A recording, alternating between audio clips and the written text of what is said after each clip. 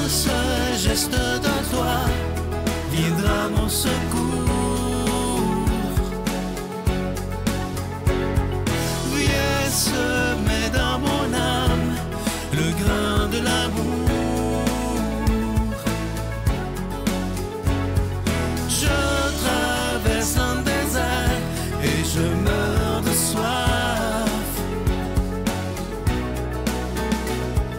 Montre-moi le mystère qui garde la foi. Bonjour, bienvenue à votre émission La Victoire de l'amour en ce mercredi 27 avril. Comment ça va à la maison? Aujourd'hui, moi, je veux vous parler de quelque chose qui me tient bien à cœur, c'est la règle d'or. Le grand résumé de tout ce qui est le plus important. Vous avez appris qu'il a été dit « œil pour œil, dent pour dent », eh bien moi, je vous dis « aimez vos ennemis ». Et à celui qui te frappe sur la joue droite, présente-lui la joue gauche. Bon, c'est la folie de l'Évangile. Mais on comprend que ce que Jésus a voulu dire, là, c'est l'amour en premier. L'amour en premier, il a appelé ça « tout ce que vous voulez que les autres fassent pour vous, faites-le vous-même d'abord pour eux. » Quel grand revirement! La justice humaine, ce serait cohérent de dire, ben on me fait ceci, je réponds dans le même sens. Puis c'est en chacun de nous, hein, comme être humain, on nous frappe sur la joue droite, on a envie de frapper nous-mêmes aussi. C'est pas comme ça qu'on retrouve la paix. C'est pas comme ça qu'on construit la paix, qu'on construit un monde meilleur. Puis je pense que vous et moi, si on est là, c'est parce qu'on a envie d'être des bâtisseurs de ce qu'il y a de plus beau. On est plein de cette bonne volonté en chacun de nous. On veut contribuer à ce que le monde soit meilleur, à ce que notre entourage soit plus heureux, nous-mêmes être plus heureux. Eh bien, le secret, tout ce que vous voulez que les autres fassent pour vous, faites-le vous-même d'abord pour eux. Et on va plus loin, bien, je vais plus loin, moi, en me l'expliquant. Comment ça marche?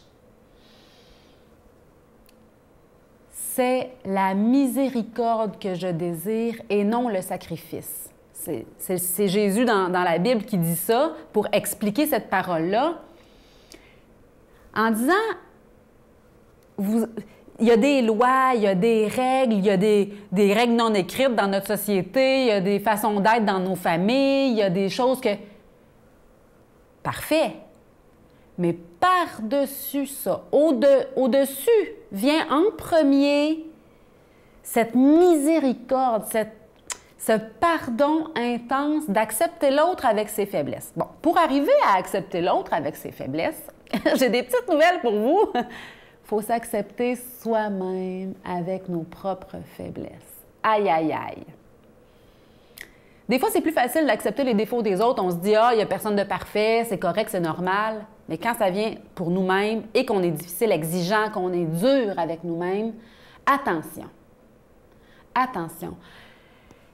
On a toujours... Une chaîne a toujours la force de son maillon le plus faible.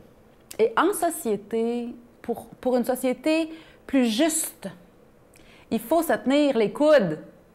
Il faut être forts ensemble. Partageons ce qu'on a de plus beau, ce qu'on a de plus fort pour soutenir les autres. Ce qu'on voudrait que les autres fassent pour nous, on le fait d'abord pour eux. Là où nous, on est faible, il y a quelqu'un dans notre entourage qui est fort. Et vice-versa. Soyons donc de ces bonnes nouvelles, de ces rayons de soleil les uns pour les autres aujourd'hui. Notre Père qui es aux cieux, que ton nom soit sanctifié, que ton règne vienne, que ta volonté soit faite sur la terre comme au ciel. Donne-nous aujourd'hui notre pain de ce jour. Pardonne-nous nos offenses, comme nous pardonnons aussi à ceux qui nous ont offensés. Et ne nous laisse pas entrer en tentation, mais délivre-nous du mal, car c'est à toi qu'appartiennent le règne, la puissance et la gloire pour les siècles des siècles. Amen. Je continuerai à croire, même si tout le monde perd espoir. Je continuerai à aimer, même si les autres parlent de haine. Je continuerai à construire, même si les autres détruisent. Je continuerai à parler de paix, même au milieu d'une guerre. Je dessinerai des sourires sur des visages en larmes et je tendrai les bras à ceux qui se sentent épuisés. Oui, je continuerai à croire. Encore une fois, je suis heureux de vous parler de ce magnifique cadeau du mois, une belle exclusivité de la Victoire de l'amour. Il s'agit de la croix de la résurrection. C'est en acier inoxydable, ça inclut la chaîne. Et ce bijou, il est déjà béni. Et je vous en parle depuis quelques semaines. J'ai montré ce bijou-là à des jeunes adolescents et à des jeunes dans la vingtaine, dans la trentaine, autant les gars que les filles. Et je dois vous dire une chose, que tout le monde le trouvait absolument extraordinaire. Et je vais vous expliquer aussi, vous vous demandez comment ça fait que la croix, elle est différente. Bien, c'est la croix chrétienne des Grecs. Alors, c'est leur croix à eux. Ça a la même signification, évidemment, mais elle est un peu différente et elle est très, très moderne. Donc, c'est sûr que les plus jeunes vont beaucoup l'aimer. Et c'est une façon de donner des beaux cadeaux à vos plus jeunes. Je vous donne l'adresse, la Victoire de l'amour, case postale 120, succursale Boucherville à Boucherville, le J4B 5E6. Je vous la redonne, la Victoire de l'amour, case postale 120, succursale Boucherville à Boucherville, le J4B 5E6. Également par téléphone, par carte de crédit du lundi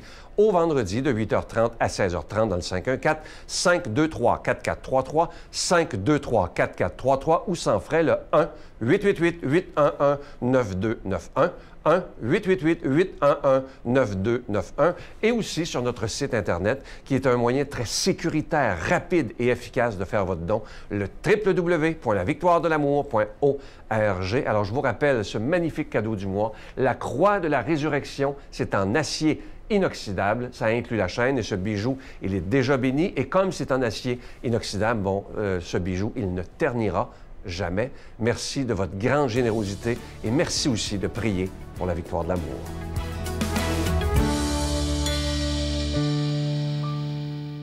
Mon Dieu, donnez-moi la sérénité d'accepter les choses que je ne peux changer, le courage de changer les choses que je peux et la sagesse d'en connaître la différence.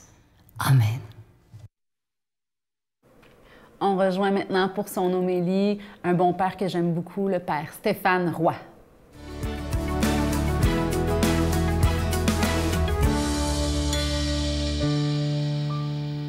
Bonjour à toi, bon mercredi. Évangile de Jésus-Christ selon saint Jean. Dieu a tant aimé le monde qu'il a donné son Fils unique. Ainsi, tout homme qui croit en lui ne périra pas, mais il obtiendra la vie éternelle. Car Dieu a envoyé son Fils dans le monde, non pas pour juger le monde, mais pour que, par lui, le monde soit sauvé. Celui qui croit en lui échappe au jugement. Celui qui ne veut pas croire est déjà jugé, parce qu'il n'a pas cru au nom du Fils unique de Dieu. Et le jugement, le voici. Quand la lumière est venue dans le monde, les hommes ont préféré les ténèbres à la lumière parce que leurs œuvres étaient mauvaises. En effet, tout homme qui fait le mal déteste la lumière. Il ne vient pas à la lumière de peur que ses œuvres ne lui soient reprochées. Mais celui qui agit selon la vérité vient à la lumière, afin que ses œuvres soient reconnues comme des œuvres de Dieu.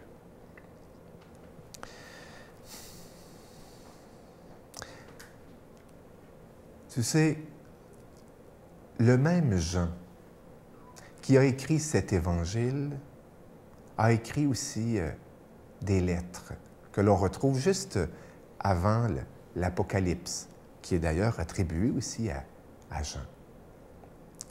Et au chapitre 3 de la première lettre, il y a une phrase que je ne cesse de me répéter, parce que j'ai tendance à l'oublier, mais aussi à répéter à d'autres. Si notre cœur nous accuse, Dieu est plus grand que notre cœur et il connaît toutes choses. Et voilà pourquoi nous avons aussi cette page. Tu vas me dire, oui, mais il est question ici de jugement et puis... Mais c'est justement pour marquer l'ombre et la lumière. Tu sais, Jésus a bien raison de dire que lorsqu'on fait des erreurs, lorsqu'on fait des fautes, lorsqu'on commet des péchés, lorsqu'on est dans le tort, c'est très rare qu'on se met à courir et puis tout d'un coup à dire ce qu'on a fait. Au contraire, et surtout envers les personnes concernées. On va essayer même parfois de dissimuler, parfois espérer qu'elle ne voit rien, il ne voit rien.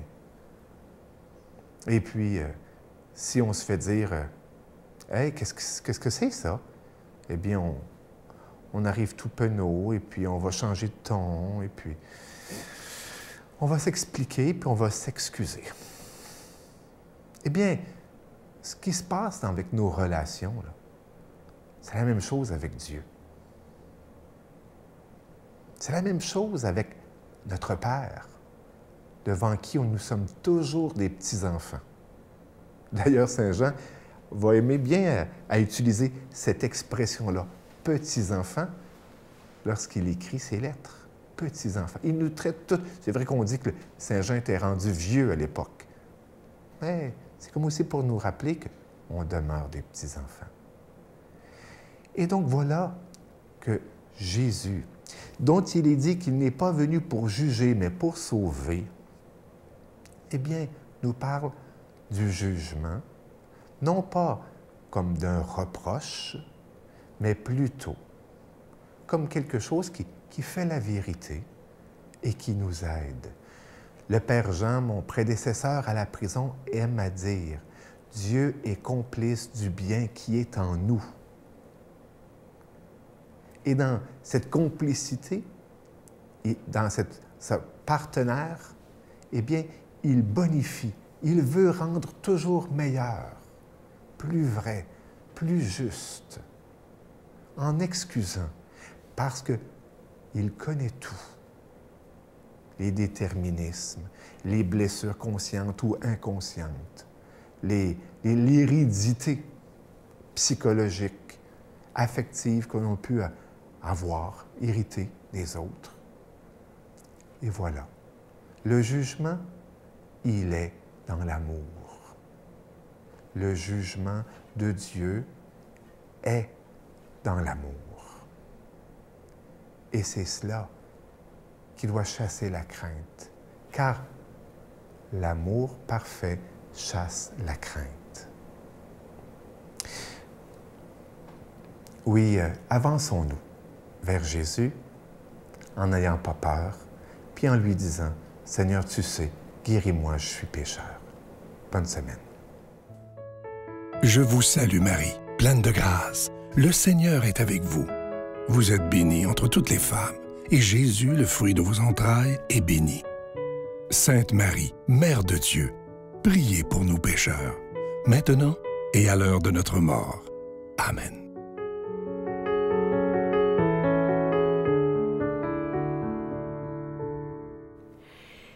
Je me souviens, quand j'étais jeune adulte, au moment de ce revirement où j'ai comme rencontré Dieu, où j'ai compris que Dieu était vivant, je ne savais pas prier, je ne savais pas comment m'adresser à lui, je pensais qu'il... Savez-vous que Dieu vous entend?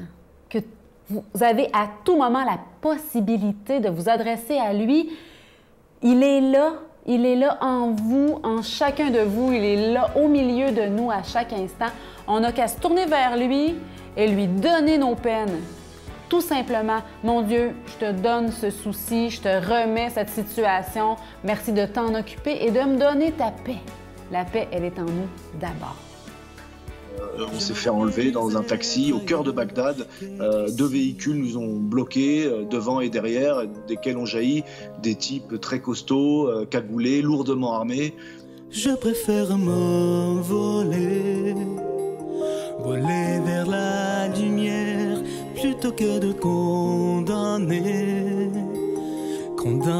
à me taire. Et je suis sûr que Dieu exaucera mes prières.